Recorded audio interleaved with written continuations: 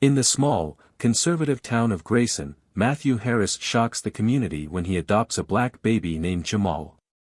Ridiculed and ostracized by neighbors and family, Matthew raises Jamal with love and strength, determined to give him the best life despite the town's scorn. Years later, Grayson faces an unexpected economic disaster as its main factory teeters on the brink of collapse.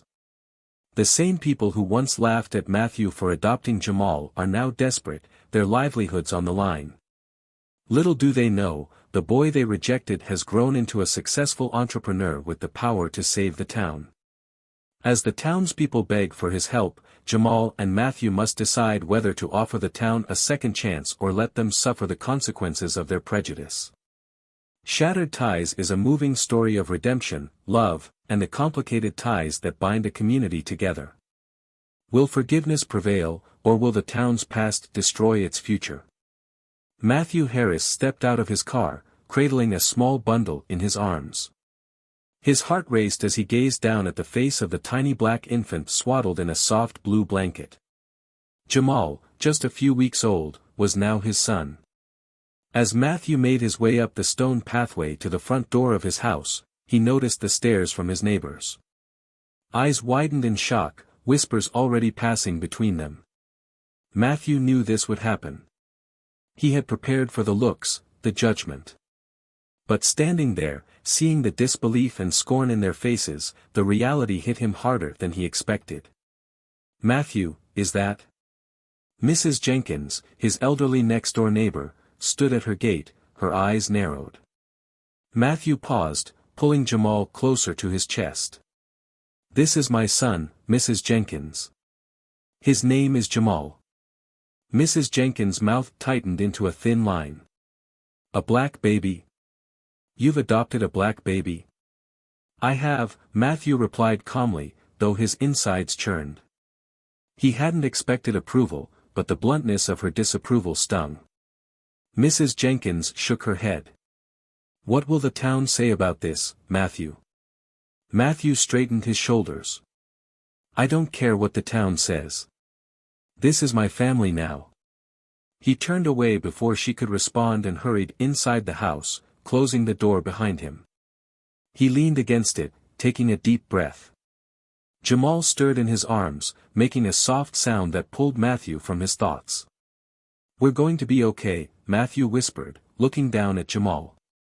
"It's you and me, kid. We'll show them." The Grayson diner was packed that afternoon. The usual lunchtime crowd gathered around, enjoying their meals and catching up on local gossip.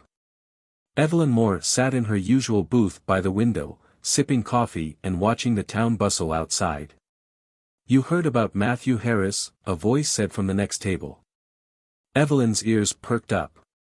She turned her head slightly, catching snippets of the conversation. "He adopted a black baby," the woman continued, her voice tinged with disbelief. "Can you imagine?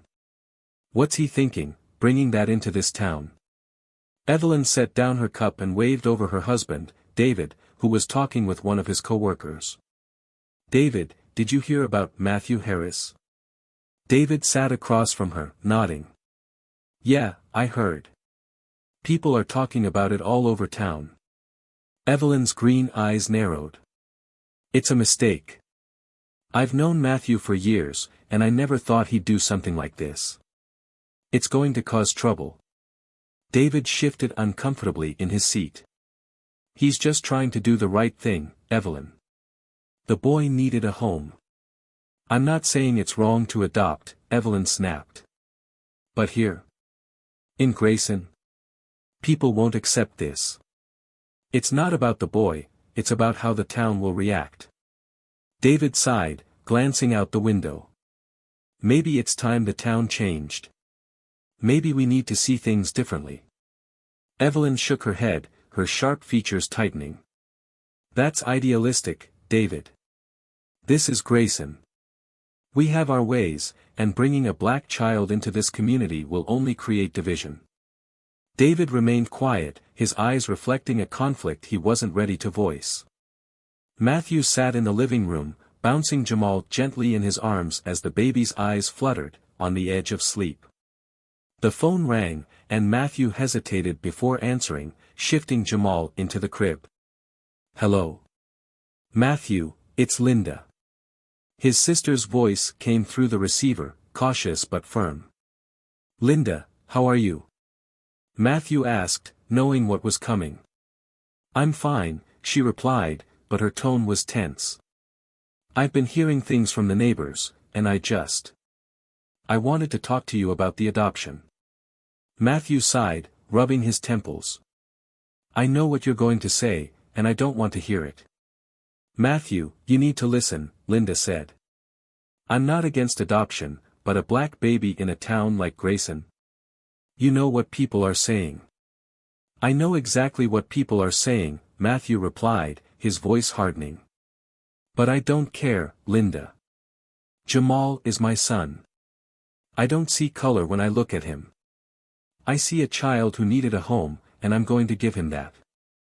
Linda paused, and Matthew could hear the unease in her silence. "I just don't want you to get hurt, Matthew. You've already been through so much with losing Christine. I'm worried about how the town will treat you, and Jamal." "We'll be fine," Matthew said, his voice softening. "I'm doing this because I believe it's right. If the town can't handle it, that's their problem, not mine." Linda sighed. "I hope you're right." After they hung up, Matthew sat for a long moment, staring at the phone. Even his family didn't fully support his decision.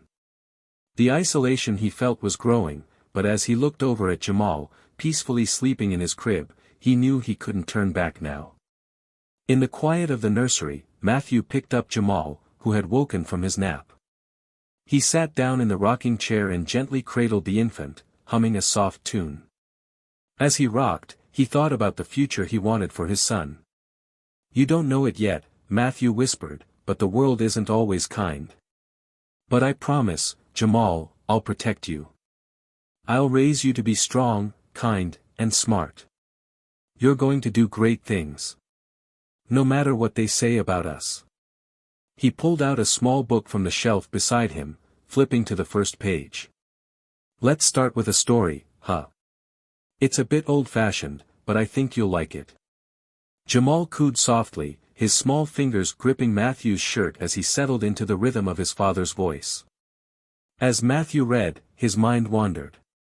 He thought about the challenges they would face, the prejudices, the judgment, but he also thought about the joy of watching Jamal grow.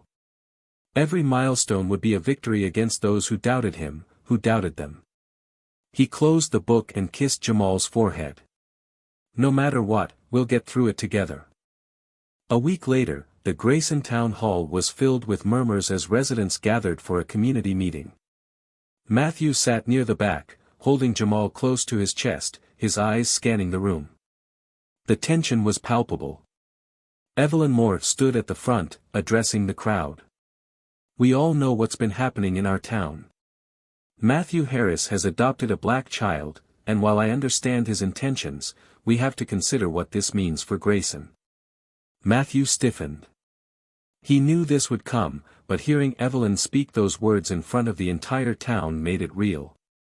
"I'm not saying we shouldn't support adoption," Evelyn continued, her tone measured, "but we have to be mindful of our town's values. We've always prided ourselves on being a tight-knit community, and we need to think about how this decision impacts all of us."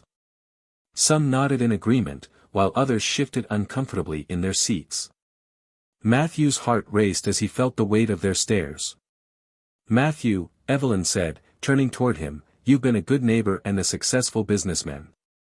But this decision, bringing a black child into Grayson, has raised concerns. How do you intend to address those concerns?" Matthew stood, his legs trembling slightly as he held Jamal.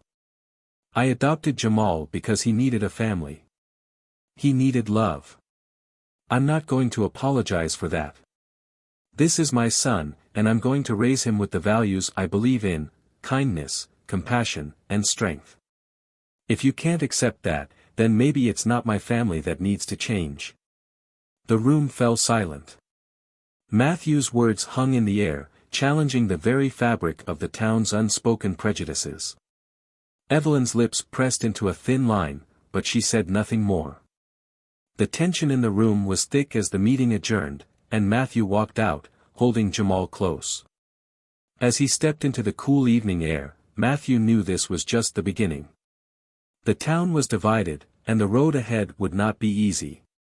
But he also knew that he would face it head-on, for Jamal's sake and his own. The sun streamed through the window of the Harris home as Jamal, now a toddler, played with his toys on the living room floor.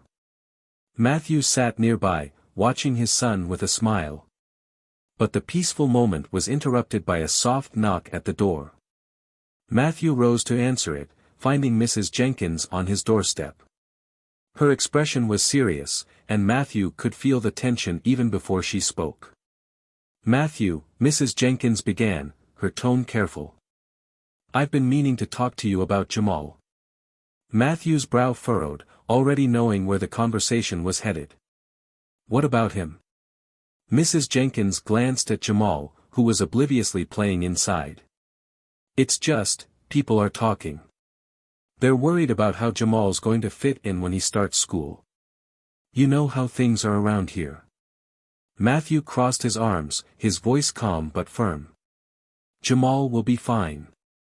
He's just like any other kid." Mrs. Jenkins pursed her lips. "I'm sure he is, but not everyone will see it that way. The kids, they can be cruel. I just don't want you to be blindsided." "Thank you for your concern," Matthew replied, his tone colder now. "But I'll raise Jamal the way I see fit." Mrs. Jenkins sighed but didn't press the issue further. As she walked away, Matthew closed the door, leaning against it for a moment. The town's prejudices were subtle at first, but they were starting to show in more direct ways. He looked over at Jamal, who smiled up at him with innocent eyes. "Don't worry, son," Matthew whispered. "You're going to be just fine." At the Grayson diner, Evelyn Moore sat in her usual booth, sipping her coffee as she listened to the chatter around her. The topic of conversation had shifted to Jamal, now a bit older and more noticeable as he played with other children in the town. "I saw Jamal at the park the other day," one woman said, her voice low. "He's a smart little boy, but I just don't see how he'll fit in." Evelyn, who had been quietly listening, decided to chime in. "It's not just about fitting in. It's about maintaining the values of our town. Matthew's decision may have been well-intentioned, but we can't ignore the impact it's having on our community." The others nodded in agreement, their words feeding into Evelyn's growing disdain for the situation. She had always seen herself as the unofficial leader of Grayson, someone who preserved the town's traditions and values. And to her, Jamal was a threat to that. David, who sat quietly next to her, looked uncomfortable. He had heard these conversations before, but something about them had started to feel wrong. Yet, he remained silent, not wanting to stir up conflict with his wife. Evelyn's voice dropped to a conspiratorial tone. "It's only a matter of time before this causes real problems. I'm just waiting for the day when something happens at the school, and people finally see what I've been saying all along." David shifted in his seat, glancing at Evelyn. "Maybe things won't be as bad as you think. Jamal's a good kid." Evelyn scoffed, shaking her head. "It's not about whether he's a good kid, David. It's about what's right for this town." Years passed, and despite the subtle racism and tension in Grayson, Jamal thrived in school.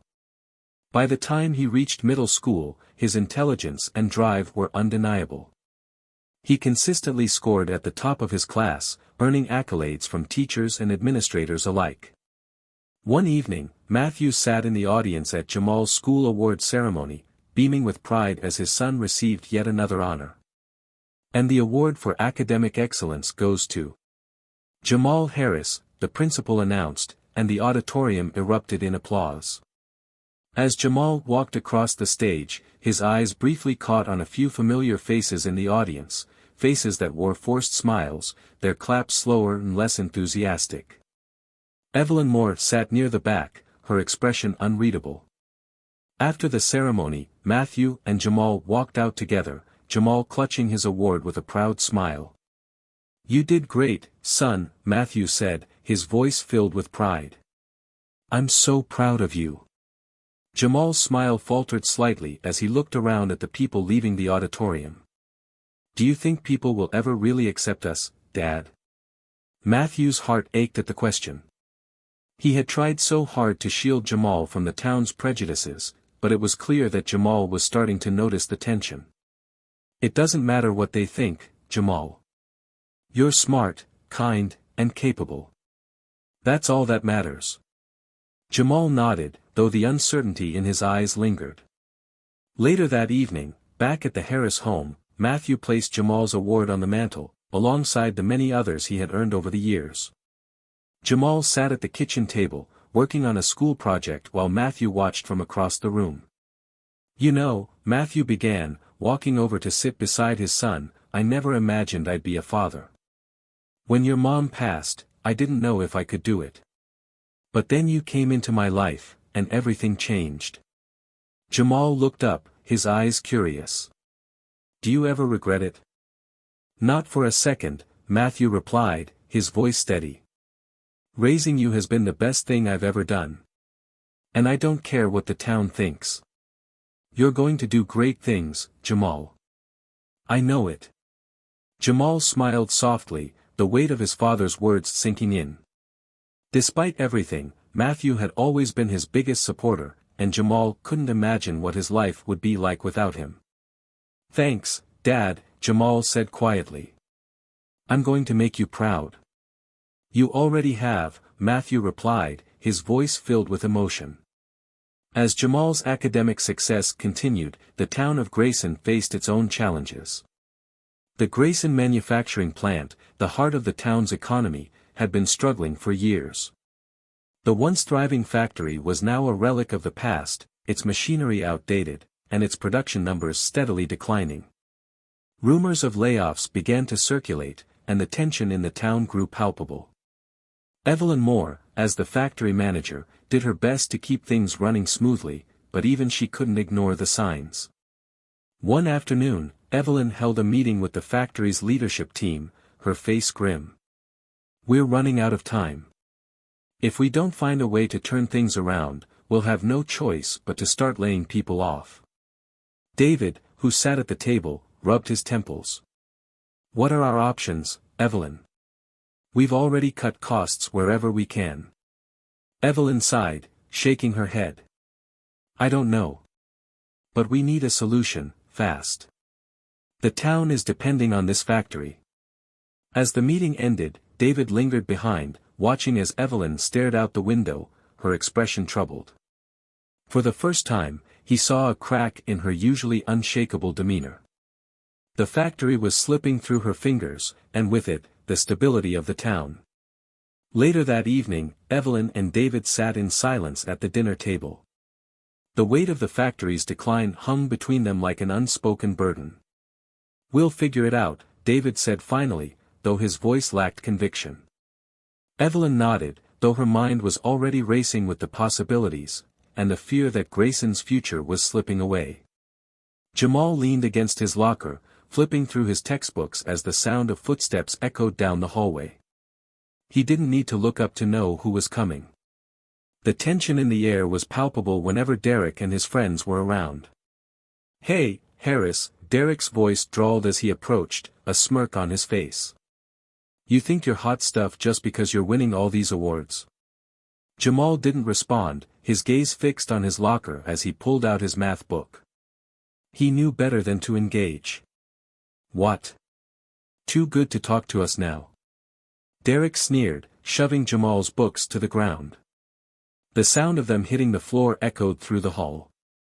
Jamal took a deep breath, bending down to pick them up. He had been dealing with Derek's bullying for years now, but lately, it had gotten worse. It wasn't just snide comments anymore, it was physical. And though Jamal had always tried to ignore it, today it was harder. Derek laughed as Jamal picked up his books. "You think just because you're smart, that makes you better than the rest of us?" "No," Jamal finally said, his voice calm but firm. I just want to get through school like everyone else. Derek's smirk faltered for a moment, but he quickly covered it with another taunt. Yeah, well, you're not like everyone else. Jamal straightened, looking Derek in the eye. Maybe that's a good thing. The hallway grew silent as Derek glared at him. For a moment, Jamal thought Derek might swing at him, but instead, Derek turned and stormed off with his friends. As they disappeared down the hall, Jamal let out a shaky breath. He had stood his ground, but it didn't make the sting of their words any less painful. That evening, Jamal sat at the kitchen table, working on his homework. Matthew watched him from across the room, a sense of pride swelling in his chest. Jamal had grown into such a strong, intelligent young man. But despite all of Jamal's success, Matthew could see the toll that the town's prejudice was taking on him. Matthew sat down beside him, placing a hand on Jamal's shoulder. You doing okay, son? Jamal shrugged, not looking up from his math problems. I'm fine. But Matthew knew better. He had seen the way Jamal's shoulders slumped a little more each day, the way he avoided eye contact with his peers in town. You don't have to keep everything bottled up, Jamal. If something's bothering you, you can talk to me. Jamal finally set down his pencil, looking at his father. It's just, no matter what I do, it feels like it's never enough. I keep winning awards, I keep trying to prove myself, but it's like they'll never see me as anything more than different. Matthew's heart ached at the frustration in his son's voice. It's not about what they think, Jamal. You're more than enough, and I'm proud of you for who you are, not for what you achieve. Jamal sighed, leaning back in his chair. I know, but sometimes it's hard. Derek and the others, they don't make it easy. Matthew's jaw tightened at the mention of Derek. He had heard about the boy's behavior from other parents, but hearing it from Jamal was different. Has Derek been giving you trouble? Jamal nodded, his voice quieter now. Yeah, but it's not just him. It's the whole town. It feels like no matter how hard I try, they'll never accept me. Matthew reached across the table, squeezing Jamal's hand. They don't define you, Jamal. You've come this far, and you'll go even farther. Don't let them hold you back.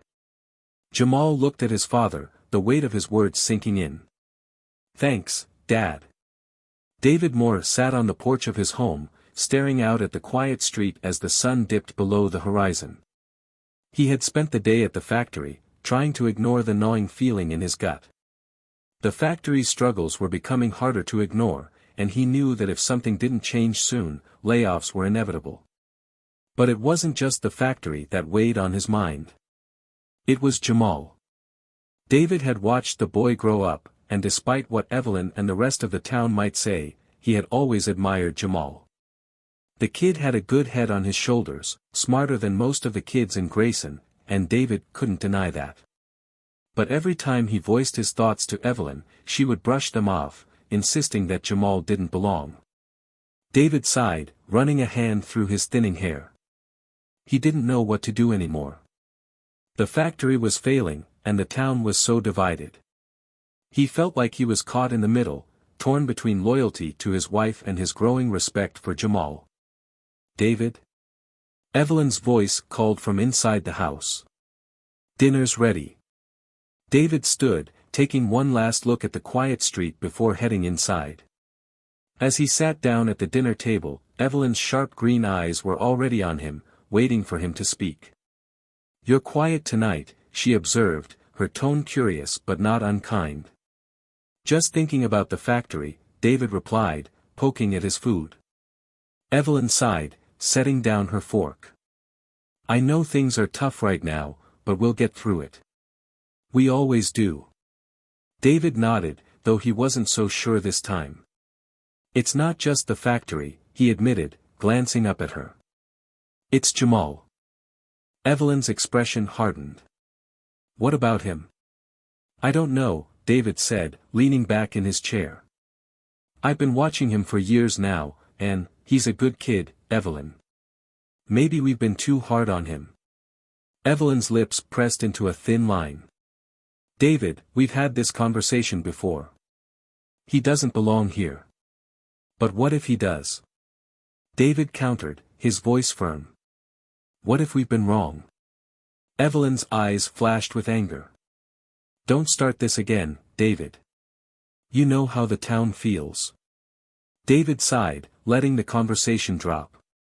But as he sat there, a sense of unease settled over him.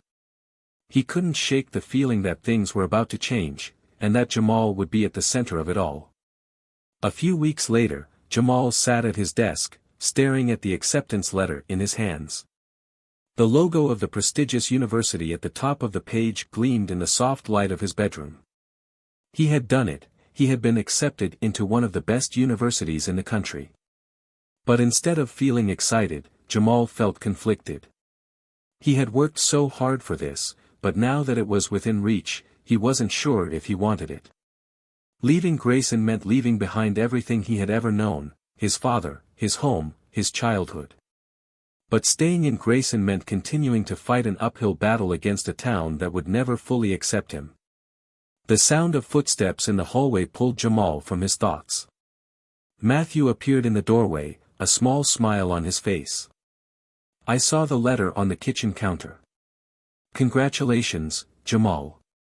Jamal looked up, his heart heavy. Thanks, Dad. Matthew stepped into the room, sitting on the edge of the bed. You don't seem as excited as I thought you'd be. What's on your mind? Jamal set the letter down, rubbing the back of his neck. I don't know if I want to go. Matthew's brow furrowed. Why not? This is a huge opportunity. I know, Jamal said, his voice quiet. But it feels like if I leave, I'm giving up. Like I'm letting them win. Matthew's expression softened. Jamal, this isn't about them. This is about you. You've worked hard for this, and you deserve it. Don't let the town's prejudice hold you back. Jamal nodded, though the uncertainty still lingered. I just don't want to leave you behind, Dad. You've always been there for me. Matthew smiled, placing a hand on Jamal's shoulder. I'll always be here, Jamal. But you need to live your own life. You've got so much potential, and you deserve to see where it can take you. Jamal looked into his father's eyes, the love and pride radiating from him. You really think I should go? I do, Matthew said, his voice filled with certainty. This is your chance to show the world what you're capable of.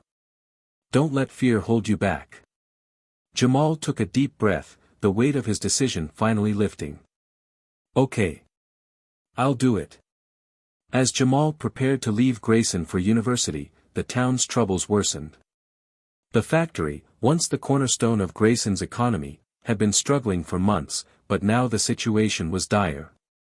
Layoffs had begun, and the town was spiraling into panic. Evelyn Moore stood at the front of the factory's main office, addressing a group of anxious employees. We're doing everything we can to keep the factory running, but I won't lie to you, it's going to be a rough few months. David stood beside her, his face lined with worry. He had seen the writing on the wall for a while now, but it didn't make the reality any easier to accept.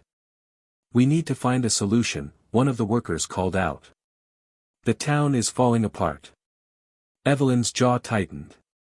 I know that. We're exploring every option, but until we have something concrete, all we can do is keep working.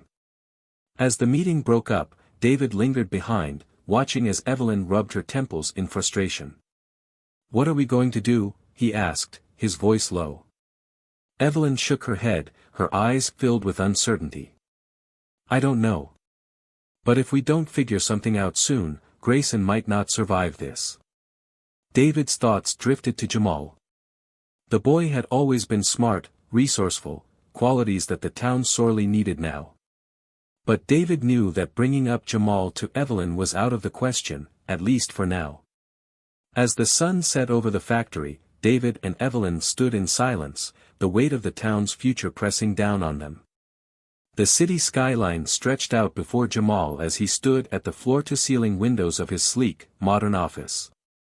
It had been years since he left Grayson behind, years since he said goodbye to the small town that never truly accepted him. Now, he was a successful entrepreneur, having built a thriving tech company from the ground up. His office was a reflection of his success: clean lines, minimalist decor, and cutting-edge technology at every corner. But even with all his accomplishments, there was a part of Jamal that couldn't forget where he came from.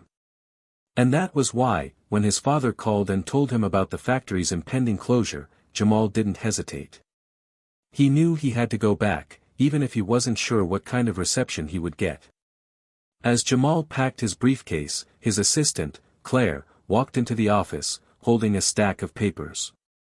"Your flight to Grayson is booked for tomorrow morning. Are you sure you want to do this?" Jamal looked up, meeting her concerned gaze. "I'm sure. The town's in trouble, and my father needs my help. I can't just turn my back on them, no matter what happened in the past." Claire nodded, though her worry didn't fade. "Just be careful, Jamal. People don't change overnight." "I know," Jamal replied, his voice soft. "But maybe this time, they'll have no choice." Back in Grayson, the atmosphere was tense. The factory had been the lifeblood of the town for decades, but now, its closure seemed inevitable. Workers gathered outside the plant, their faces etched with worry as they listened to Evelyn Moore's latest speech. "We're doing everything we can to keep the factory open," Evelyn said, her voice steady but strained. "But without a major investment, we're going to have to start shutting down operations within the next few weeks." David stood beside her, his hands clenched into fists as he listened to the murmurs of discontent from the crowd. He had spent his entire life working at the factory, and the thought of it closing down was more than he could bear. "We can't let this happen," one of the workers shouted. "This town depends on the factory." Evelyn raised her hands, trying to calm the crowd. "I know how much this factory means to all of us. That's why we're working around the clock to find a solution. But it's going to take time." As the meeting ended, David pulled Evelyn aside, his voice low. "We need to start looking for outside help. We can't keep doing this on our own." Evelyn sighed, rubbing her temples. "I know, but who would even want to invest in this old place? The technology is outdated, and the profit margins are razor-thin." David hesitated for a moment before speaking. "What about Jamal?" Evelyn stiffened at the mention of his name. "Jamal? You mean Matthew's son?" David nodded. "He's done well for himself. He's got a tech company now, maybe he could help." Evelyn's expression darkened. "After everything that's happened? You think he'd want to help this town?" David met her gaze, his voice firm. "He might, if we ask him. And frankly, we don't have a lot of options." Evelyn didn't respond right away, but David could see the conflict in her eyes. She didn't want to admit it, but they needed Jamal. And soon, they wouldn't have any other choice. The sound of the gravel crunching beneath his tires was the first thing Jamal noticed as he drove through Grayson for the first time in years. Not much had changed since he left, the same old brick buildings lined the streets, and the town square looked just as it had when he was a kid. But there was something different in the air now, something heavy and full of tension. As Jamal pulled up to the house where he grew up, he saw his father, Matthew, waiting on the porch. The years had aged him, his once brown hair was now streaked with gray, and the lines on his face were deeper, but the warmth in his eyes hadn't changed. "Dad," Jamal said, stepping out of the car and pulling Matthew into a tight hug. "Jamal," Matthew replied, his voice filled with emotion. "It's good to have you home." As they sat down on the porch, Jamal took in the familiar surroundings, the memories flooding back. "How bad is it?" he asked, his tone serious. Matthew sighed, rubbing the back of his neck. "It's bad, Jamal. The factory's on the verge of shutting down, and the town's falling apart. People are losing their jobs, their homes, we don't know what to do." Jamal nodded, his mind already racing with ideas. "I'll do whatever I can to help. But it's going to take more than just money to fix this. Matthew looked at his son, pride swelling in his chest. I knew you'd say that. But just be careful. Some people around here haven't changed as much as you'd hope. Before Jamal could respond, the sound of a car pulling into the driveway caught their attention. Jamal turned to see Evelyn Moore stepping out of the vehicle, her face set in a serious expression. Jamal, she said, walking up to the porch. I didn't think you'd actually come. Jamal stood, his eyes narrowing slightly. I'm here to help. But if we're going to do this, things are going to have to change. Evelyn crossed her arms, her expression unreadable.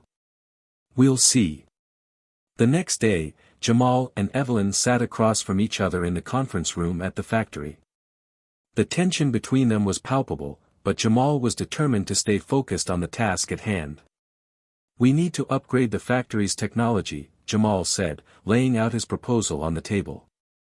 If we invest in modern equipment and streamline the production process, we can increase efficiency and lower costs.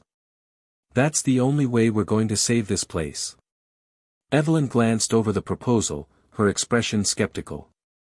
And how much is this going to cost? A lot, Jamal admitted. But it's an investment.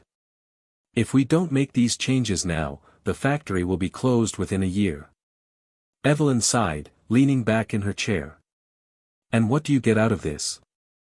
Why would you want to help a town that treated you and your father so poorly?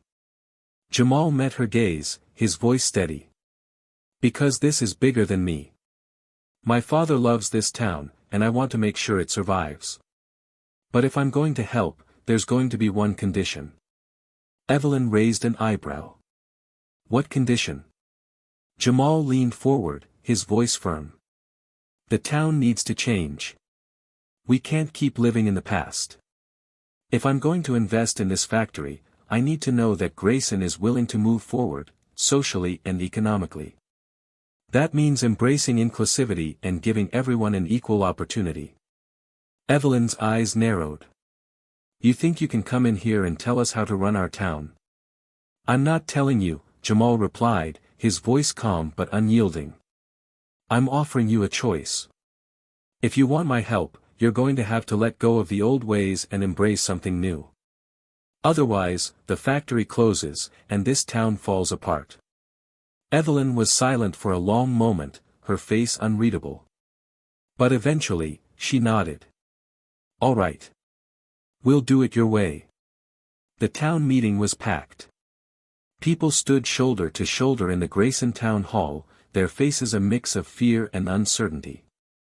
Everyone knew why they were there. Jamal Harris had returned, and his proposal was the town's last hope. As Jamal stood at the front of the room, addressing the crowd, he could feel the weight of their stares. Some were curious, others suspicious, but all of them were desperate for a solution.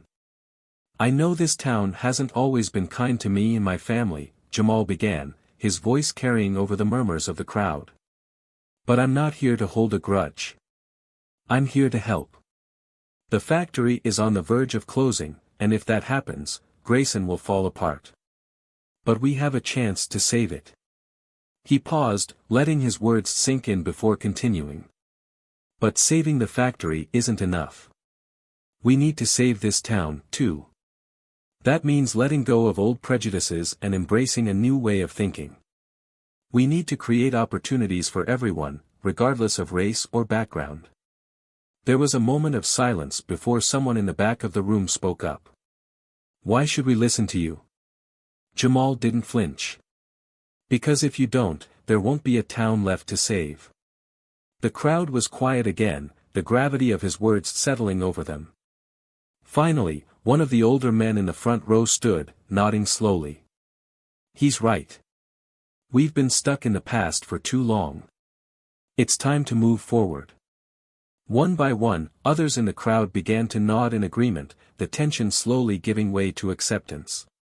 But Jamal knew there were still those who would resist, people like Evelyn, who had spent their lives clinging to the old ways.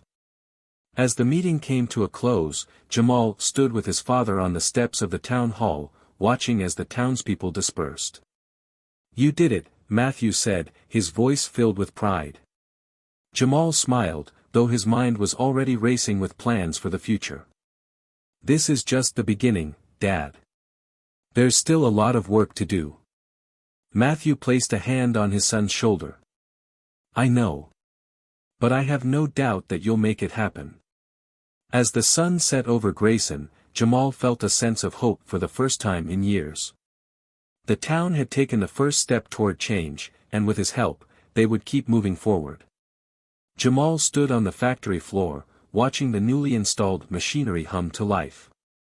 The once rusty, outdated equipment had been replaced with sleek, modern technology, and the change was palpable. Workers moved around the floor with renewed energy, their faces no longer clouded by uncertainty. Looks like we're back in business, David said, walking up beside Jamal. His tone held a note of relief that Jamal hadn't heard in a long time. Jamal nodded, a small smile playing at the corners of his lips. We are. The upgrades are working, and production is already up by 15%. If we keep this pace, we'll be able to pull the factory out of debt within the next 6 months. David let out a low whistle. I never thought I'd see the day. This place was on its last legs before you stepped in. Jamal shrugged. It wasn't just me. The workers made this possible. They believed in the changes we needed to make. David glanced at Jamal, his expression unreadable for a moment. I've been thinking a lot about what you said at the town meeting. About how things need to change. Jamal looked at him, curious. And I think you're right. This town has been stuck in the past for too long. People like me, people like Evelyn, we've held on to old ideas because we were afraid of what change might bring. But I can see now that change isn't something to fear. It's something to embrace. Jamal smiled, feeling a sense of satisfaction that went beyond the factory's success. I'm glad to hear you say that, David. This is just the beginning. There's still a lot of work to be done, but we're moving in the right direction. David nodded, his respect for Jamal clear. You've done more for this town than anyone ever expected. Thank you. As Jamal watched the workers, he felt a sense of hope for Grayson's future. The factory was on the road to recovery, but more importantly, the town was starting to change. Evelyn Moore sat at her kitchen table, staring at the pile of papers spread out before her. They were reports on the factory's finances, projections for the next quarter, and updates on the new technology Jamal had brought in. The numbers were promising, better than she had dared to hope, but Evelyn's mind wasn't on the factory. She had spent years resisting change, clinging to the way things had always been because it was familiar, because it was safe. But watching Jamal step in and save the factory, save the town, had forced her to confront something she hadn't wanted to admit: she had been wrong. The door creaked open, and David stepped inside, hanging up his coat before joining her at the table. He glanced at the papers, then at Evelyn's face. You okay? Evelyn sighed, rubbing her temples. I've been thinking about Jamal. About everything that's happened. David raised an eyebrow. What about it? Evelyn leaned back in her chair, crossing her arms. I spent years fighting against him, against the idea of change. And now here he is, saving everything I thought I was protecting. David didn't say anything, letting her continue. I was wrong, David, Evelyn admitted, her voice barely above a whisper.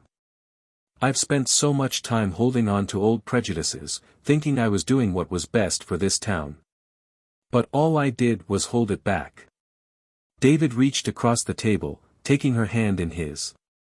It's not too late to make things right. Evelyn looked at him, her eyes softening. I know. I'm going to talk to Matthew.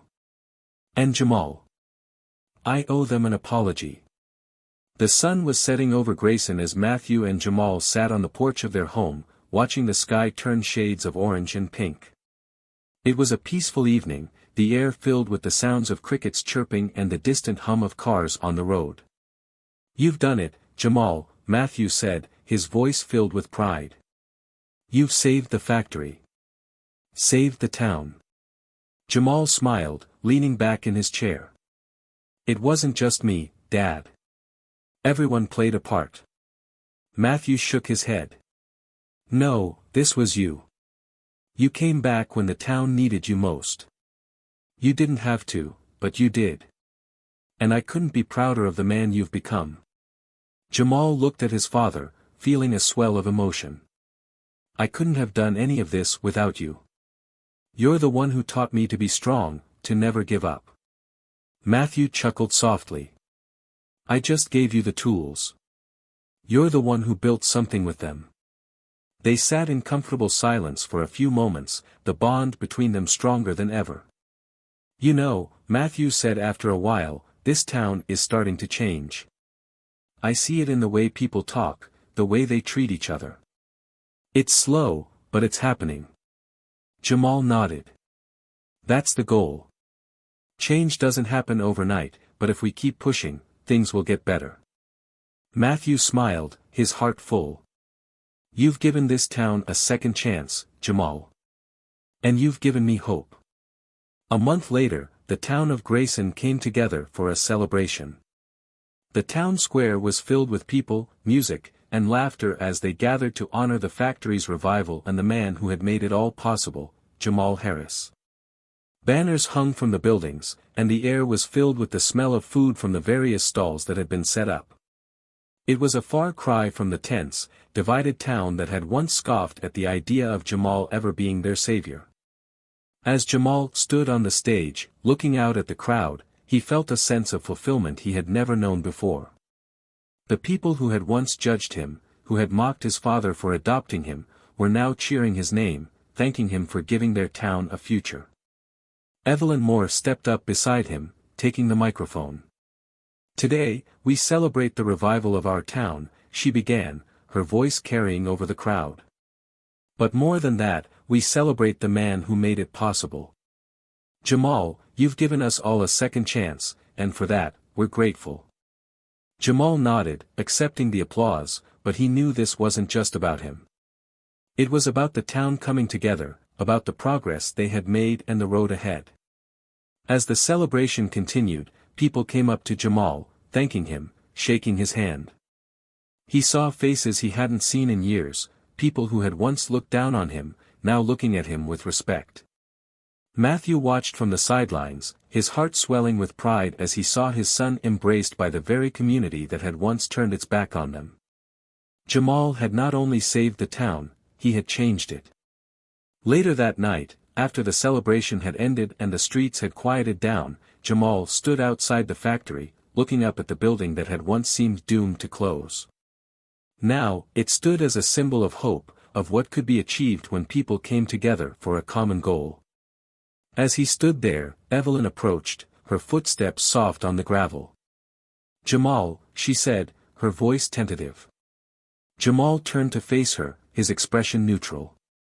Evelyn. She took a deep breath, her hands fidgeting nervously. I wanted to talk to you. To apologize. Jamal raised an eyebrow, waiting for her to continue. I've spent years fighting against you, against your family. I thought I was doing what was best for the town, but I see now that I was wrong. I let my fear and my prejudice cloud my judgment, and I hurt a lot of people because of it.